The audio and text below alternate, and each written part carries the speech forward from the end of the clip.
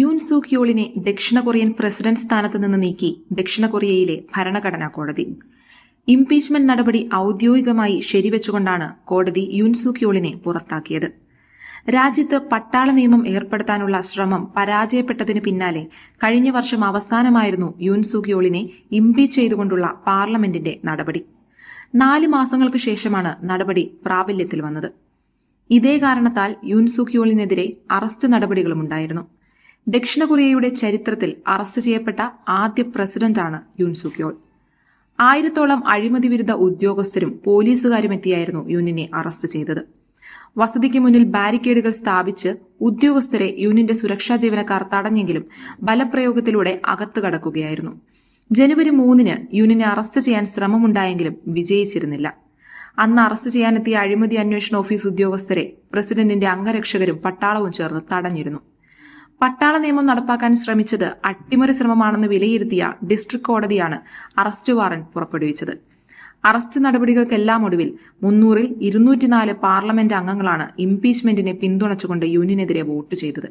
അതിൽ യൂനിന്റെ തന്നെ ഭരണകക്ഷിയിലെ അംഗങ്ങളും ഉൾപ്പെടുന്നു.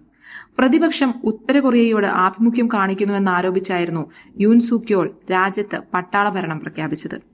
പ്രതിപക്ഷം സമാന്തര സർക്കാർ ഉണ്ടാക്കി ഭരണം അട്ടിമറിക്കാൻ ശ്രമിക്കുന്നുവെന്നും രാജ്യവിരുദ്ധ പ്രവർത്തനങ്ങളിൽ ഏർപ്പെടുന്നുവെന്നും ആരോപിച്ചായിരുന്നു യൂൻ സൂക് യോളിന്റെ ഈ അസാധാരണ നീക്കം. തുടർച്ചയായ കലാപങ്ങൾ നടത്തി ദേശീയ അസംബ്ലിയെയും പൊതുജനങ്ങളെയും ഭീഷണിപ്പെടുത്തിയെന്ന് ആരോപിച്ചാണ് യൂൻ സൂക് യോളിനെതിരെ പാർലമെന്റിൽ ഇംപീച്ച്മെന്റ് പ്രമേയം കൊണ്ടുവന്നത്. യൂനിന്റെ നീക്കത്തിനെതിരെ പാർലമെന്റിനകത്തും പുറത്തും പ്രതിഷേധങ്ങളും കനത്തു. പട്ടാള നിയമം പ്രഖ്യാപിച്ചതിന് 6 മണിക്കൂറിന് ശേഷം അദ്ദേഹത്തിനത് പിൻവലിക്കേണ്ടി വന്നതും ഈ പ്രതിഷേധങ്ങൾ കാരണമായിരുന്നു. ഇംപീച്ച്മെന്റിനെതിരെ ഭരണഘടനാ കോടതിയെ സമീപിച്ചിരിക്കുകയാണ് യൂൻ സൂക് യോൾ. പദവിയിൽ നിന്ന് പുറത്താകുന്ന മുറയ്ക്ക് യൂനിന്റെ എല്ലാ അധികാരങ്ങളും പ്രത്യേക അവകാശങ്ങളും ഇല്ലാതാകും. അദ്ദേഹത്തിന് നൽകിയിരുന്ന പ്രത്യേക സുരക്ഷ ഉൾപ്പെടെ പിൻവലിക്കും. നടപടികൾക്ക് ശേഷം പ്രസിഡൻഷ്യൽ കോമ്പൗണ്ടിൽ നിന്ന് പുറത്തു കടക്കേണ്ടിയും വരും. എക്സിക്യൂട്ടീവ് ഇമ്മ്യൂണിറ്റി നഷ്ടപ്പെടുകയും കലാപാരോപണങ്ങളിൽ ദീർഘവും സങ്കീർണവുമായ ക്രിമിനൽ വിചാരണ നേരിടേണ്ടിയും വരും. ജയിൽ ശിക്ഷയോ അല്ലെങ്കിൽ കുറ്റക്കാരനെന്ന് തെളിഞ്ഞാൽ വധശിക്ഷ പോലും ലഭിച്ചേക്കാം. യൂൻ സ്ഥാനമൊഴിഞ്ഞാലുടൻ അടുത്ത തിരഞ്ഞെടുപ്പിനായുള്ള തയ്യാറെടുപ്പുകൾ ആരംഭിക്കും. 60 ദിവസത്തിനകം തിരഞ്ഞെടുപ്പ് നടക്കണമെന്നാണ് നിലവിലെ തീരുമാനം. ഇതുപ്രകാരം ജൂൺ ആദ്യവാരമാകും തിരഞ്ഞെടുപ്പ് നടക്കാൻ സാധ്യത. വരും ദിവസങ്ങളിൽ അധികാരികൾ തിരഞ്ഞെടുപ്പ് തീയതി പ്രഖ്യാപിക്കും. പ്രധാനമന്ത്രി ഹാൻ ഡക്-സൂ ആയിരിക്കും ആക്ടിംഗ് പ്രസിഡന്റ് സ്ഥാനത്തിരുന്നുകൊണ്ട് താൽക്കാലികമായി സർക്കാരിനെ നയിക്കുക. അടുത്ത പ്രസിഡന്റ് ആകാനുള്ള സാധ്യതാ പട്ടികയിൽ പ്രതിപക്ഷ നേതാവ് ലീ ജെ-മ്യൂങ്ങിന്റെ പേരാണ് ഉയർന്നുവരുന്നത്.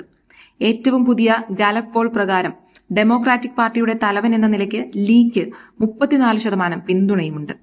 ഇദ്ദേഹം വിജയിച്ചാൽ ഇദ്ദേഹത്തിന്റെ പാർട്ടിക്ക് ആഗ്രഹിക്കുന്ന എല്ലാ പരിഷ്കാരങ്ങളും നിയമങ്ങളും കൊണ്ടുവരാനും പാസാക്കാനും കഴിയും എന്നാണ് പുറത്തുവരുന്ന വിവരം.